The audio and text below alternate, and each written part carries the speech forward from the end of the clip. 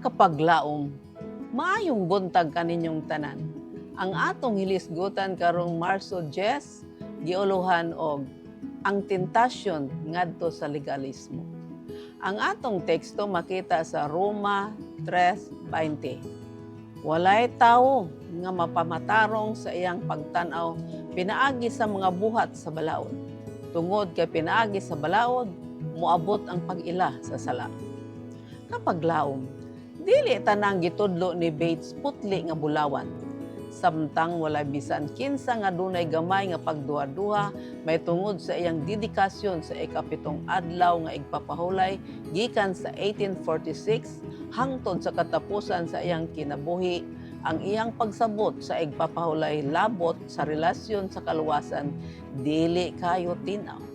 Usahay kining maayong kapitan moabot na kaayo sa pagkalegalismo, ang pagtuo nga maluwas ang tao pinaagi sa buhat. Sama nining gitudlo sa legalismo nga ang pagtuman niining mga sugo makaluwas sa kalag. Ang pagbantay sa balang adlaw nga igpapahulay sa Dios makapabalaan ug makaluwas sa kalag.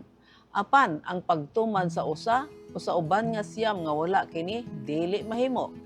Kinahanglan atong tumanon ang tibuok balaod kung buot kita nga mamaluwas.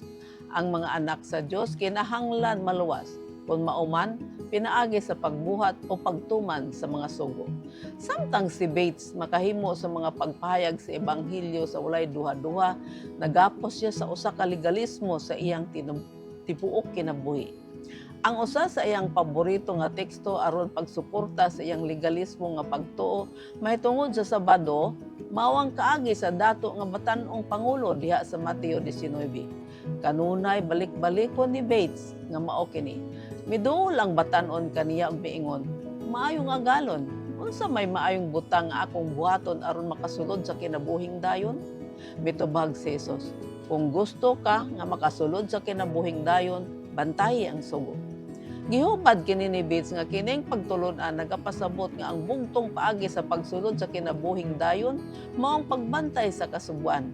Dugang pa matod niya kung dili maoy gipasabot ni Jesus sa iyang gisulti, nan iyang gilimbungan ang abogado. 20 ka tuig human gipahayag ni Bates kadtong huna-huna mao gihapon ang iyang gisubay nga dalan sa dato nga batan-ong pangulo. Sa panapos niya nga pahayag nagaingon nga kung naghandom ka gayud sa pagbaton sa kinabuhi nga dayon sa pag-anhi ni Jesus, siguruha gayud o siguruha nga imong tumanon ang napulo ka sugo sa Dios. Makasusubo lang kaayo nga sa tuig 1888 si Uriah Smith o si G.I. Butler naggamit gihapon sa Mateo 19 sa sama nga paagi. Gani, matod pa sa nagsulat ni ining devotional, akong hinumduman nga ang gipatik ni adtong 1969 nga mga pagtuon sa Biblia naggamit gihapon ni ana nga teksto sa pagkamatuod nga ang pagtuman sa kasuguan mao ang makaluwas. Busa alang sa uban, ang pagtuman sa kasuguan mao ang makaluwas. Kapaglaom, alang sa uban ang pagtuman sa kasuguan mao gihapon ang dalan ngadto sa kinabuhing dayon. Mao kana nga punto ang giatake ni Pablo sa Roma 3:20 nga nagaingon, kay walay mahimong matarong atubangan sa Dios pinaagi sa pagtuman sa balaod. Ang mahimo lamang sa balaod mao ang pag-ila sa tawo nga siya nakasala. Alaot lang nga adunay matinud-anong mga tumutuo nga mogamit og maayo nga mga teksto sa Biblia sa dili maayo nga paagi. Mao na mga kasog, mag-ampo kita. Diyos ug mahigugmaon namong Amahan sa langit. Tabangi kami Ginoo samtang amo nga pakigbisugan ang tinuod nga kahulugan sa kasulatan. Sa ngalan ni Jesus. Amen.